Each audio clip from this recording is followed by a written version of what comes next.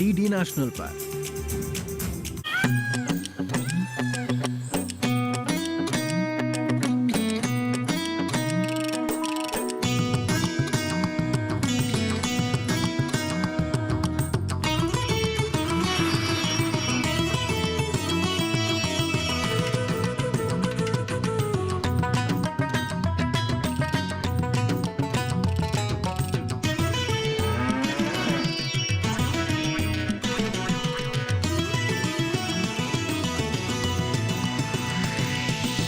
DD किसान, बदलते भारत की शान। इस कार्यक्रम के प्रायोजक हैं आईआईटी कानपुर। डीडी किसान, बदलते भारत की शान।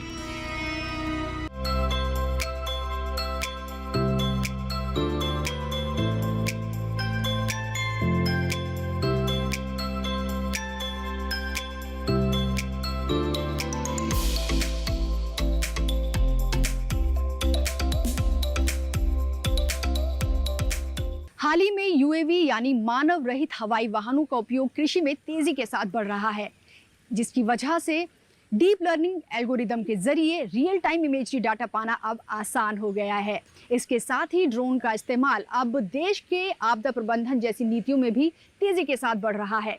नमस्कार, आप सभी का स्वागत है हमारे प्रोग्राम कृषि स्टार्टअप की सीरीज एग्रीटेक स्टार्टअप में। तो बिना देर किए मिलवाते हैं आपको आज के हमारे एग्रीप्रेन्योर से और जानते हैं कि किस तरह से वो अपनी रिसर्च के जरिए यूएवी सेक्टर को और ज़्यादा मजबूती और सटीकता प्रदान कर रहे हैं।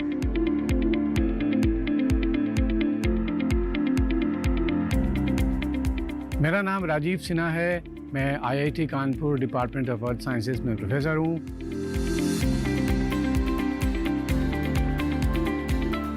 मैंने एक स्टार्टअप शुरू किया था, टेरा एक्वा यूएवी सॉल्यूशंस। हम लोग ड्रोन बेस्ड टेक्नोलॉजीज़ पे काम करते हैं। हम different applications related to agriculture, land and water management में हमारा मेन से है। हम इन सारे एप्लीकेशंस में अल्टीमेटली टूल्स और एप्लीकेशंस को डेवलप कर रहे हैं और उनको हम पब्लिक तक पहुंचाने की कोशिश कर रहे हैं। तो दोस्तों, फाइनली हमारे साथ हैं आज के हमारे एग्रीप्रेन्योर राजीव सिन्हा जी। राजीव जी, आपका बहुत बहुत स्वागत है हमारे प्रोग्राम कृषि स्टार्टअप की सीरीज एग्रीटेक स्टार्टअप में। तो जैसा कि आपने बताया कि आप यूएवी सेक्टर में काम कर रहे हैं, अच्छी रिसर्च आपकी चल रही है और जो एप्लीकेशंस हैं उनको आप टूल्स में तब्दील करने का काम कर रहे हैं। तो सबसे पहले तो यही जानना चाहेंगे कि एग्रीकल्चर को किस तरह से ये टेक्नोलॉजी सटीकता प्रदान करती है। सबसे पहले तो धन्यवाद आप लोगों का। जैसा आपने कहा, हमारी जो स्टार्टअप है टेरा एक्वा यूएवी सॉल्यूशंस, इस स्टार्टअप को मैं एक एडवांस एयरबॉर्न इंटेलिजेंस सिस्टम कहता हूँ। और हम लोग एक ड्रोन बेस्ड टेक्नोलॉजी को यूज़ करते हैं, जिसकी एप्लीकेशन जो है एग्रीकल्चर सेक्टर में बहुत ज़्यादा है आज की तारीख में। और इसके अलावा भी और कई सेक्टर्स पे हम लोग काम करते हैं। हम लोग ड्रोन बनाते नहीं हैं, हम ड्रोन्स को इस्तेमाल करते हैं। और हमारी जो ड्रोन पे जो हमारी पेलोड्स होती है, जिसको हम पेलोड कहते हैं, हम लोग डिफरेंट तरह के सेंसर्स को यूज़ करते हैं। हम ऑप्टिकल कैमरा यूज़ करते हैं, मल्टी स्पेक्ट्रल कैमरा यूज़ करते हैं, लिडार कैमरा यूज़ करते हैं। इन सारी तरह की जो सेंसर्स हैं उनको हम ड्रोन पे इंस्टॉल करते हैं और हम ड्रोन को फ्लाई करते हैं, डेटा कलेक्ट करते हैं और एग्रीकल्चर रिलेटेड बहुत सारे एप्लीकेशन पे हम लोग काम करते हैं। तो जैसा कि आप कह रहे हैं कि आप बहुत सारी एप्लीकेशंस पे काम करते हैं, तो हम वो एप्लीकेशन जानना चाहेंगे किस किस पर आप काम कर रहे हैं। साथ ही ये भी समझना चाहेंगे कि अब तक हम रिमोट सेंसिंग या फिर हम जीआईएस सिस्टम के बारे में बात करें तो उससे हम एग्रीकल्चर को काफ़ी बेहतरी मिली है, लेकिन जो आपका जो अपने स्टार्टअप के ज़रिए टेक्नोलॉजी आप लाए हैं उससे कैसे वो अलाइन करेगा और कितना उससे ज़्यादा हम कहीं स्मार्ट और बेहतर साबित हो सकता है। तो हमारे स्टार्टअप का जो काम है उनको हम 2-3 भागों में बांटते हैं। सबसे पहले तो हमारा जो काम होता है वो डेटा एक्विजिशन का होता है। उन डेटा को हम प्रोसेस करते हैं, हमारे एल्गोरिथम डेवलपमेंट करते हैं, और हमारी जो एग्रीकल्चर रिलेटेड जो मेजर एप्लीकेशंस है वो ये एक तो ये है कि हम सॉइल मॉइस्चर कितना है एग्रीकल्चर क्रॉप में, उसको हम एस्टिमेट करते हैं थर्मल इमेजरी से। उसके बाद क्रॉप की जो वाटर रिक्वायरमेंट्स कितनी होनी चाहिए, किस सीज़न में कितना वाटर रिक्वायरमेंट होना चाहिए, उसको हम एस्टिमेट करते हैं।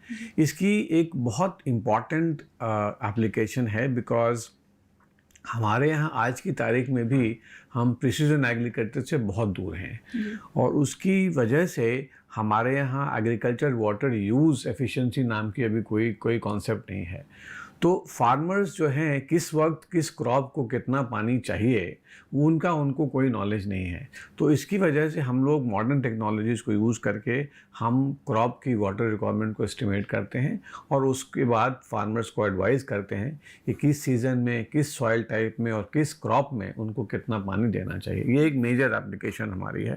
दूसरा हम लोग जो काम करने की कोशिश कर रहे हैं वो ये है कि सॉइल की न्यूट्रिएंट और क्रॉप की हेल्थ वो मॉनिटरिंग भी बहुत ज़रूरी है। उसके अलावा जो एग्रीकल्चर इंफ्रास्ट्रक्चर है, कैनाल्स हैं फॉर एग्जांपल, और जो बाकी इरिगेशन डिज़ाइन सिस्टम्स है, ड्रेनेज डिज़ाइंस हैं, इन सब में भी अल्टीमेटली बहुत हाई रेजोल्यूशन डेटा की, इमेज की और डिजिटल एलिवेशन मॉडल्स की ज़रूरत पड़ती है, तो हम उसको भी इस्तेमाल करते हैं।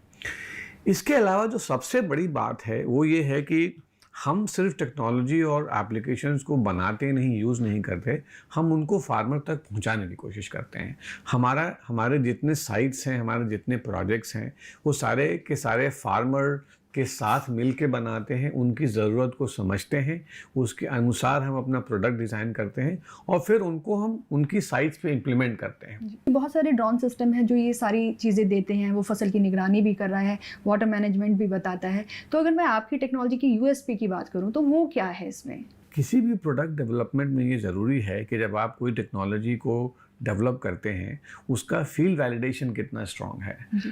तो सिर्फ कोड लिखने से एल्गोरिथम डेवलप नहीं होता, तो उस एल्गोरिथम को आपने फील्ड में कितने अच्छे से टेस्ट किया है। हमारे पास कम से कम 10 से 15 साल का फील्ड डेटा है जिसमें हम अपने एल्गोरिथम को टेस्ट कर सकते हैं, और फिर हम फार्मर्स को एडवाइस करके और उनके द्वारा जो इम्प्लीमेंटेशन होता है उसको भी मॉनिटर करते हैं। तो हमारी 2 वे टेस्टिंग होती है। लॉन्ग टर्म डेटा से हम वैलिडेट करते हैं अपने मॉडल को, और फिर फार्मर्स के थ्रू उसको इम्प्लीमेंट करा के उसकी फिर मॉनिटरिंग भी करते हैं। जो बाहर की जो यूरोपियन सिस्टम्स में या अमेरिकन सिस्टम्स में जो एल्गोरिथम लगते हैं वो इंडियन सिस्टम्स के लिए अप्रोप्रिएट नहीं होते। हमारे एग्रीकल्चर सिस्टम डिफरेंट है, हमारे क्लाइमेटिक सिस्टम डिफरेंट है, हमारी क्रॉप साइकिल डिफरेंट है। तो इन सब के लिए हमें इंडिया स्पेसिफिक एल्गोरिथम्स चाहिए जो हम टाइम टेस्टेड डेटा के साथ टेस्ट करके उसको डेवलप करने। ये हमारी जो है स्पेशलिटी है। किस तरह से जो फ्लड डिजास्टर रिस्पॉन्स सिस्टम है आपका काम करता है और किस तरह से वो एग्रीकल्चर को में और ज़्यादा मदद करने वाला है? इंडिया इज़ वन कंट्री जहाँ पे मैक्सिमम क्रॉप डैमेज जो होता है वो फ्लड से होता है, राइट? तो जब फ्लड आता है तो किसान का सारा कुछ चला जाता है। तो इसलिए एग्री सेक्टर को फ्लड रिस्पॉन्स सिस्टम से भी जोड़ना ज़रूरी है। और फ्लड जो है वो रूरल सेक्टर में और एग्रीकल्चर सेक्टर में बहुत ज़्यादा डैमेज करता है, अर्बन सेक्टर में भी करता है, लेकिन अर्बन सेक्टर में हमारे प्रोटेक्शन सिस्टम स्ट्रांग होते हैं तो हम सर्वाइव कर जाते हैं। तो इसलिए हमने ये तय किया कि हम एग्री सेक्टर में काम करने के साथ साथ हम एक फ्लड डिज़ास्टर मॉनिटरिंग सिस्टम भी बनाएं। हमने हाल ही में एक छोटा सा प्रोजेक्ट किया था, एनटीटी डेटा के द्वारा सपोर्टेड प्रोजेक्ट था, जिसमें हमने कानपुर के एक छोटे से एरिया में ड्रोन के द्वारा डेटा कलेक्ट करके high resolution digital elevation model बना करके हमने एक फ्लड सिमुलेशन सिस्टम बनाया है जो लाइव सिमुलेशन कर सकता है for a particular water level. तो उसको हम एक्सपैंड करने की भी कोशिश कर रहे हैं। तो उसमें फ़ायदा ये है कि आप ये देख सकते हैं कि अगर नदी का पानी कितना ऊपर अगर बढ़ेगा तो कौन सा एरिया इनंडेट होगा और कितने समय में इनंडेट होगा।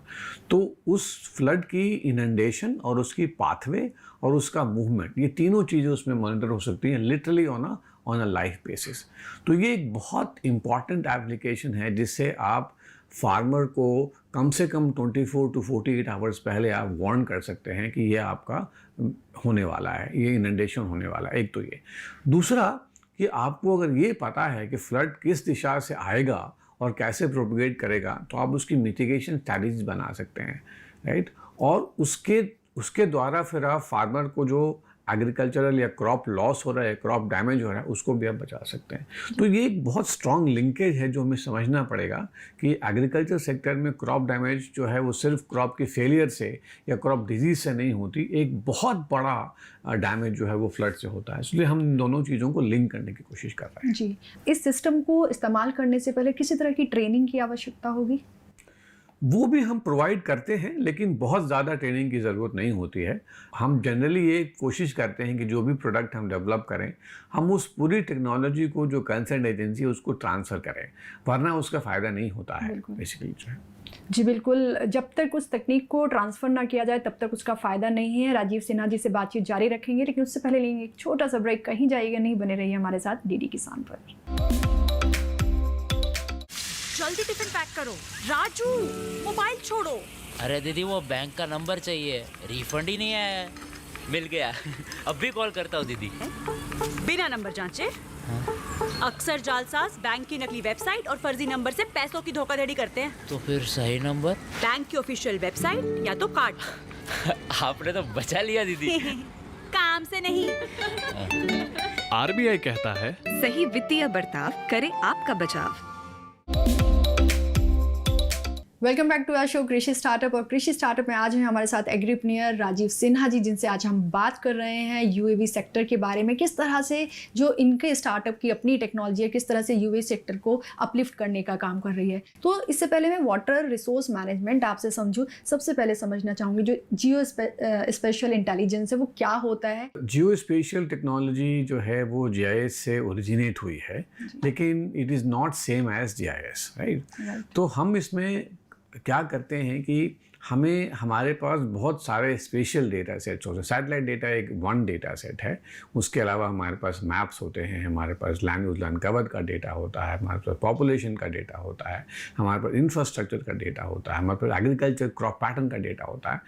तो अभी जो ट्रेंड है पूरी दुनिया में कि हम इन सारे स्पेशल डेटा सेट्स को एक फ्रेमवर्क में डालते हैं और उस सारे डेटा के बेसिस पे हम एक एल्गोरिथम डेवलप करते हैं to convert that data into information.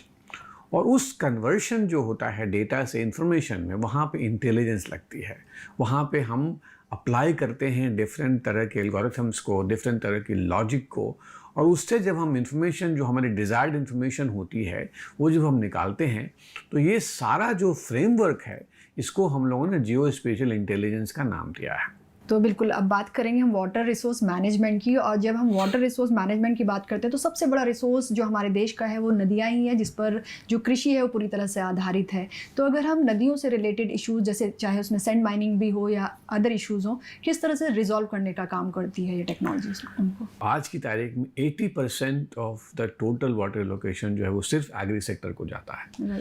तो अब प्रश्न ये है कि हम कितने दिन तक ये इतना बड़ा लार्ज लोकेशन वाटर सेक्टर में अफोर्ड कर पाएंगे, राइट। हमारा ग्राउंड वाटर रिसोर्सेज जा रहा है, नीचे जा रहा है, हमारी नदियाँ जो हैं वो सूख रही हैं।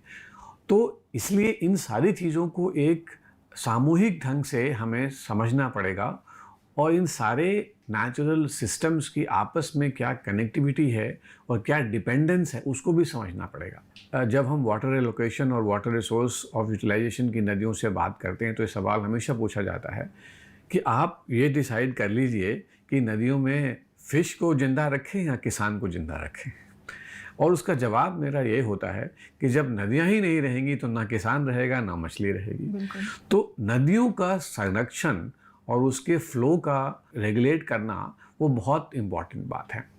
उसके वाटर अवेलेबिलिटी के अलावा हमारे देश की नदियां जो हैं वो बहुत और सारे प्रॉब्लम से जूझ रही हैं। सैंड माइनिंग उसमें एक बड़ी प्रॉब्लम है।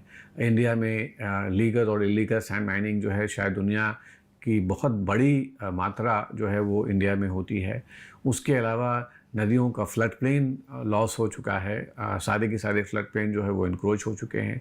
नदियों के फ्लड प्लेन में जो वाटर बॉडीज़ बनी हुई थी वो ख़त्म हो रही हैं, जिसकी वजह से वाटर का डिस्चार्ज ख़त्म हो गया है। नदियों में जो पानी उनके थ्रू जाता था अंडरग्राउंड फ्लो के थ्रू वो भी ख़त्म हो गया है। तो ये सारा का सारा जो लिंकेज है डिफरेंट वाटर बॉडीज़ का, अंडरग्राउंड वाटर का, सरफेस वाटर का, नदियों का, उन सारे लिंकेज को हमें एक इंटीग्रेटेड वे में समझना पड़ेगा, तभी हम इन नदियों के संरक्षण की और उनकी रिस्टोरेशन की हम बात कर सकते हैं। तो एग्रीकल्चर सेक्टर और नदियाँ भी आपस में जुड़ी हुई हैं। आप भी, हम अपने आप को एक रिवर वैली सिविलाइजेशन बोलते हैं। तो सिविलाइजेशन का जो ओरिजिन और सर्वाइवल है वो नदियों के अलॉन्ग ही हुआ है। सभ्यताएं जो है वो नदी के किनारे ही पनपी है, इतिहास गवाह है इस बात का। और क्योंकि हम जो कृषि की बात कर ही रहे हैं, तो यहाँ पर जो वेस्ट टू वेल्थ, जो हमारा वेस्ट गवर्नेंस की भी बात हम कर लेते हैं। और जब हम वेस्ट गवर्नेंस की बात करते हैं तो जो लैंडफिल साइट्स हैं उनके मैनेजमेंट की बात ज़रूरी हो जाती है। हमारे देश में लैंडफिल की बहुत बड़ी समस्या है और दो तरह की प्रॉब्लम से हम लोग जूझते हैं। एक तो कि उस लैंडफिल का एक प्रॉपर वॉल्यूम एस्टिमेशन और दूसरा उसकी कंपोजिशन। कंपोजिशन तो एक केमिकल प्रॉपर्टी है जिसमें हम लोग उसके लिए फील्ड पे जाके उसकी टेस्टिंग करनी पड़ती है, लेकिन जो वॉल्यूम एस्टिमेशन है वो एक बड़ा चैलेंज होता है हमारे लिए। तो उसके लिए हम लोगों ने अभी हाल में कुछ सिटीज़ के लिए, एडमिनिस्ट्रेशन के लिए हम लोगों ने कुछ प्रोजेक्ट्स किए हैं, जिसमें हमने ड्रोन टेक्नोलॉजी के द्वारा उन लैंडफिल की वॉल्यूम की एस्टिमेशन की है। बेसिकली हम लोग करते क्या हैं कि हम लोग उन एरियाज़ पे ड्रोन को फ्लाई करके एक बहुत high resolution digital elevation model बनाते हैं और ग्राउंड से उन लैंडफिल्स की कितनी हाइट है उसको एस्टिमेट करके उसको हम वॉल्यूम में कन्वर्ट करते हैं। हमारी खेती है उसमें एक बहुत अहम चीज़ है कंज्यूमर और मार्केट के बीच का जो एक बैलेंस है उसका बना रहना बेहद ज़रूरी है। और उसके लिए सबसे ज़्यादा ज़रूरी है जो रेवेन्यू डाटा है वो हमारे पास हो कि कहाँ कौन सी कृषि हो रही है, कौन सी खेती की ज़रूरत है, मार्केट में क्या डिमांड है। तो इस हाई रेजोल्यूशन मैपिंग के ज़रिए किस तरह से मार्केट और कंज्यूमर के बीच का जो एक बैलेंस है उसको आप साधने का काम करेंगे? बहुत अच्छा सवाल है आपका। तो इसमें दो चीज़ों के बारे में मैं बात करना चाहूँगा। एक तो कि क्रॉप टाइप और क्रॉप डाइवर्सिफिकेशन जिसको हम बोलते हैं, जिसकी मैपिंग बहुत ज़रूरी है। तो इसमें दो तरह के डेटा सेट यूज़ होते हैं। एक तो हमें हिस्टोरिकल डेटा सेट चाहिए जहाँ पे हमें सैटेलाइट डेटा को ही यूज़ करना पड़ता है। तो सैटेलाइट डेटा को यूज़ करके हम ये पता करने की कोशिश करते हैं कि किस एरिया में किस तरह की क्रॉप डाइवर्सिफिकेशन हो रही है, कौन सा एरिया जो है वो वीट से राइस में जा रहा है, कौन सा राइस से वीट में जा रहा है, और दूसरी तरह की one crop, two tribe, 2 crop and 3 crop में जा रहा है। तो ये सारा की सारे मैपिंग जो है उसके लिए हमें टेम्परल और टाइम सीरीज डेटा की ज़रूरत होती है। उसको हम एक तो ये करते हैं। दूसरी तरफ हम उससे हाई रेजोल्यूशन मैपिंग के लिए हमें ड्रोन टेक्नोलॉजी यूज़ करते हैं, जिसमें हम स्पेसिफिक क्रॉप्स की आइडेंटिफिकेशन कर सकते हैं और उनकी हेल्थ को मैनेज कर सकते हैं। तो एक तो ये एग्री सेक्टर का एक बहुत बड़ा एप्लीकेशन है और उससे हम फिर अल्टीमेटली एस्टिमेट कर सकते हैं कि क्रॉप की ईल्ड कितनी आ रही है, वो कितने रेवेन्यू में कन्वर्ट हो रहा है, उससे उस एरिया की या उस किसान की इकोनॉमी कितनी इम्प्रूव हो रही है और कितनी नीचे जा रही है ऊपर, उसको उसकी क्या रिसोर्सेज की ज़रूरत है एंड सो ऑन। ये सारे सवाल जो हैं इस आपकी हाई रेजोल्यूशन स्पेशल डेटा से हम दे सकते हैं। दूसरा एक बहुत कॉमन प्रॉब्लम हम लोगों के पास आई कि आज की तारीख में जो लैंड की कंडीशन है और जो रेवेन्यू रिकॉर्ड है उसमें बहुत बड़ा मिसमैच होता है। उसकी वजह ये होती है कि लैंड का जो ट्रांसफॉर्मेशन होता है, एक लैंड यूज से दूसरे लैंड यूज में जब कन्वर्शन होता है तो उस लैंड रेवेन्यू को ग्राउंड पे वेरीफाई करना बड़ा मुश्किल हो जाता है। तो हम लोगों ने कई लोगों की इंडिविजुअल प्रॉब्लम्स को सॉल्व करने की कोशिश की जिनकी लैंड जो है कहीं खो गई थी। तो उसको ढूंढने के लिए हमने पुराने सैटेलाइट डेटा को और अपने नए सैटेलाइट डेटा से और प्लस ड्रोन डेटा के साथ मैच करके उनकी लैंड को हमने लोकेट करा, उसको रेवेन्यू रिकॉर्ड से मैच कराया और उनको उनकी ओनरशिप रिस्टोर करवाई। तो ये एक बहुत बड़ा एप्लीकेशन है जहाँ पे हम मॉडर्न टेक्नोलॉजी और ओल्ड रेवेन्यू रिकॉर्ड्स को मैच करके हम उसका एक डेटाबेस बना सकते हैं और फाइनल एक एलोकेशन और लैंड पार्सल की जिसको हम जियो टैगिंग और लैंड पार्सल भी कह सकते हैं, वो करके हम एक डेटाबेस को पूरी तरह करेक्ट कर सकते हैं। तो एंक्रोचमेंट से हमारे बहुत सारे किसान भाई बहन परेशान होंगे। यहाँ पर ये समस्या भी रिजॉल्व होती नजर आती है। यहाँ लेंगे एक और छोटा सा ब्रेक, कहीं जाइएगा नहीं, बने रहिए हमारे साथ डीडी किसान पर। डेटा एक्वायर करना, डेटा को प्रोसेस करना, एनालिटिक्स निकालना और उसको प्रॉपर एक प्लेटफॉर्म में डिस्प्ले करना, ये तीनों कंपोनेंट में हम लोगों की एक्सपर्टीज है। एग्रीटेक के लिए हमने बना रखा है कि water resource management platform, then हमने कार्बन इंटेलिजेंस के लिए बनाया हुआ carbon intelligence platform, then similarly flood disaster के लिए हमने बनाया हुआ है फ्रैम। Flood risk assessment module, similarly हमने सैंड माइनिंग के लिए बनाया हुआ है सैंड माइनिंग मॉड्यूल। तो ऐसे क्या है, बहुत सारे सब मॉड्यूल हमने बना दिए हैं मैपजेस के अंदर। तो ये जो प्लेटफॉर्म है ये हमको स्टैंड आउट करता है बाकी लोगों से।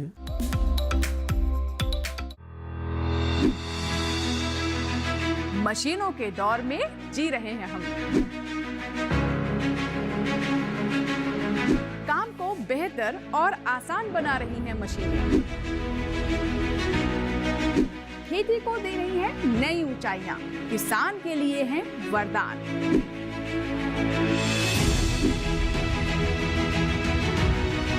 कृषि मशीनरी पर आधारित देखिए हाईटेक खेती, शनिवार शाम 7 बजे, पुनः प्रसारण रविवार सुबह 7 बजे, सिर्फ दूरदर्शन किसान पर। ब्रेक के बाद एक बार फिर आप सभी का स्वागत है हमारे प्रोग्राम कृषि स्टार्टअप में। और आज है हमारे साथ एग्रीप्रेन्योर राजीव सिन्हा जी। तो राजीव जी, तो जब तक कहते हैं टेक्नोलॉजी ट्रांसफ़र ना हो तब तक मज़ा नहीं आता। लोगों को इस्तेमाल करना हमें बताना होगा और वो तब बेहद ज़रूरी होता है कि उसके लिए हम मार्केट में पहुँचें। क्या रोड मैप लेकर चल रहे हैं? सबसे पहले तो मेरे विचार से 2 पॉलिसीज़ जो गवर्नमेंट की हैं उसके बारे में मेंशन करना बहुत ज़रूरी है, जिसकी वजह से हम लोग आज यहाँ तक पहुँचे हैं। सबसे पहले जो ड्रोन पॉलिसी जो आई 2021 में, वो बहुत इम्पॉर्टेंट लैंडमार्क पॉलिसी थी, जिससे पहले हमारे देश में ड्रोन को उड़ाना और ड्रोन से डेटा कलेक्ट करना बहुत मुश्किल था। बहुत सारे रेगुलेशंस थे, रेस्ट्रिक्शंस थे। तो कम से कम एकेडमिक इंस्टीट्यूशंस को अब बहुत ज़्यादा फ्रीडम है उस ड्रोन पॉलिसी की वजह से। दूसरा, एक जियो स्पेशियल डेटा पॉलिसी जो हमारी आई है, जिसकी वजह से बहुत सारे डेटा सेट्स जो हमारे रिस्ट्रिक्टेड हुआ करते थे वो अब पब्लिक डोमेन में हैं या एकेडमिक यूज़ के लिए अवेलेबल हैं। तो ये बहुत बड़ी बात है जो गवर्नमेंट पॉलिसीज़ ने, जिसने हमें ईज़ आउट किया है इन डेटा सेट्स को यूज़ करने की। नाउ इन सब पॉलिसीज़ की वजह से हम लोग अब जिस तरह से प्रमोशन गवर्नमेंट ने किया है स्टार्टअप्स को और स्टार्टअप कल्चर को इम्प्रूव करने की कोशिश करी है देश में, वो बहुत काबिल तारीफ़ है। ये मेरे ख्याल से हमारे देश की पूरी हिस्ट्री में ये फेज़ जो है बहुत इम्पॉर्टेंट है। और जिस तरह का एक लार्ज स्केल इन्वेस्टमेंट गवर्नमेंट जो है वो कर रही है स्टार्टअप्स में, वो बहुत ही ज़्यादा अप्रिशिएटेड है हमारे सेक्टर में। तो हम लोग इन सारी अपॉर्चुनिटीज़ को यूज़ करके आगे बढ़ने की कोशिश कर रहे हैं। हम लोगों ने मार्केट रेडी प्लेटफॉर्म बनाने की कोशिश की है जो पब्लिक डोमेन में जाएगा थोड़ी देर में, जिसको मैपजेस्ट हमारा एक प्रोडक्ट है, जिसमें हम सारे स्पेशल डेटा को लेकर के और WebGIS प्लेटफॉर्म बना रहे हैं। इसमें दूसरी चीज़ ये है कि हम उससे चूँकि हमारा एक स्टार्टअप भी है, हम एक रेवेन्यू भी जनरेट करना चाहते हैं, तो हम जो यूज़र्स हैं उन तक हम रीच आउट करने की कोशिश कर रहे हैं। हम उस प्लेटफॉर्म को उन तक पहुंचाने की कोशिश कर रहे हैं और वेरी मिनिमल लाइसेंसिंग फ़ी के द्वारा हम उसको मार्केट करने की कोशिश कर रहे हैं। क्योंकि अभी आपने बात की है गवर्नमेंट पॉलिसीज़ की कि बहुत अच्छी पॉलिसी गवर्नमेंट लेके आई है, तो हम आपसे जानना चाहेंगे कि जो गवर्नमेंट पॉलिसीज़ हैं, स्कीम्स हैं या जो गवर्नमेंट के मिशंस हैं, उनको एक्सेलरेट करने के लिए जो आपकी टेक्नोलॉजी है वो क्या कर रही है और किस तरह से आप चाह रहे हैं कि जो मिशंस और ये जो स्कीम्स चल रही हैं उनको और ज़्यादा एक्सीलरेट किया जाए? हम ये कोशिश कर रहे हैं कि हमारे जो प्रोजेक्ट्स हैं और हमारे जो प्रोडक्ट्स हैं वो गवर्नमेंट के मिशन के साथ अलाइन हो। तो हमारा जैसे नेशनल वाटर मिशन है या एग्रीकल्चर मिशन है, और इन सारे मिशन के साथ हम इनको अलाइन करने की कोशिश कर रहे हैं। हम गवर्नमेंट के साथ ये भी बात कर रहे हैं कि कैसे हम आपके साथ काम करके इन प्रोडक्ट्स को जो हमारे मेजर स्टेक होल्डर्स हैं एग्री सेक्टर में या वाटर सेक्टर में या लैंड सेक्टर में, हम उन तक कैसे पहुंचाएं। बहुत रेयरली हम किसी प्राइवेट सेक्टर के साथ काम करते हैं, हम जनरली गवर्नमेंट सेक्टर के साथ काम करते हैं। हम ऐसी प्रॉब्लम्स को चूज़ करते हैं जो इम्प्लीमेंटेबल हों। आप ये जो अलाइनमेंट करने का प्रयास कर रहे हैं, इसमें किन किन का सपोर्ट आपको हासिल हो रहा है? बहुत सारे IIT कानपुर ने जिस तरीके से स्टार्टअप कल्चर को प्रमोट किया है और जिस तरह के इंफ्रास्ट्रक्चर और जिस तरह का फैसिलिटेशन हम लोगों को किया है, वो बहुत रिमार्केबल है। I think amongst all IITs शायद IIT कानपुर जो प्रैक्टिस है और जो सपोर्ट है वो शायद पूरी कंट्री में सबसे अच्छा है। हमारा जो डिस्ट्रिक्ट एडमिनिस्ट्रेशन है कानपुर का, उनके साथ हमने मिल के काम किया है और आगे भी बढ़ा रहे हैं काम करना। राजीव जी, यहाँ अगर आपके मिशन और विजन दोनों की बात की जाए तो क्या है? हमारा मिशन ये है कि हम अगले 5-7 सालों में एक major drone related service company की तरह उभरे, हमारे पास इनफ एप्लीकेशन टूल्स हों जिससे हम जो पब्लिकली अवेलेबल हों, जो गवर्नमेंट एजेंसीज़ और प्राइवेट एजेंसी दोनों उसको अप्लाई कर सकें। हम एक मेजर हब डेवलप करना चाहते हैं जिसमें ड्रोन रिलेटेड एप्लीकेशंस और सर्विसेज अवेलेबल हों डोमेन में, not just for making money but also for public service. तो ये हमारे कुछ आइडियाज़ हैं और हम सेक्टर्स को भी मल्टीप्लाई करना चाहते हैं। Agri sector is just one of the sectors where we are working, जहाँ पे भी high resolution geospatial data की ज़रूरत है उन सेक्टर्स में हम एक्सपैंड करना चाहते हैं और उन सेक्टर्स में जो रेलेवेंट टूल्स हैं और जो एप्लीकेशन उनको डेवलप करना चाहते हैं। तो आज का आखिरी सवाल जो मैं सबसे करती हूँ आपसे भी करना चाहूँगी, आज आप हमारे व्यूअर्स को क्या मैसेज देना चाहते हैं? हमारा आज के व्यूअर्स के लिए मेन मैसेज ये है कि टेक्नोलॉजी आपको इनहिबिट ना करे, टेक्नोलॉजी को आप अडॉप्ट करें।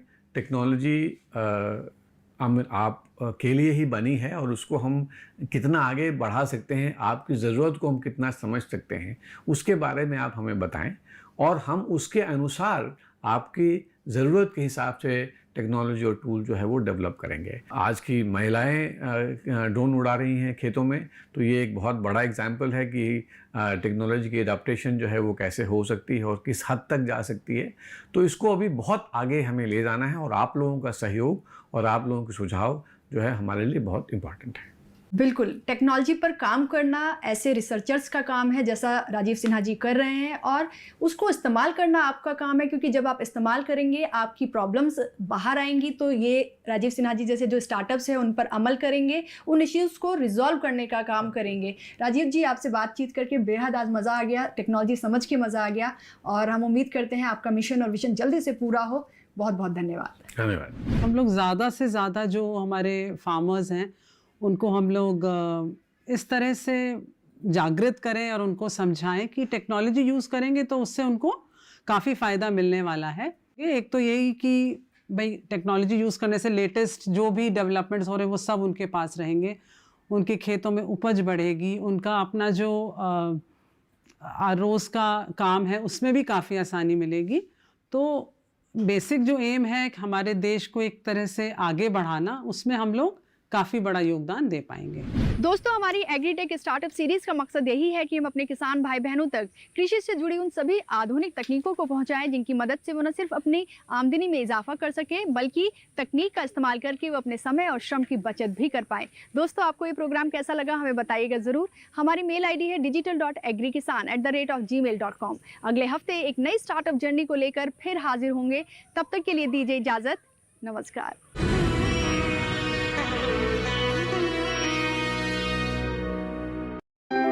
इस कार्यक्रम के प्रायोजक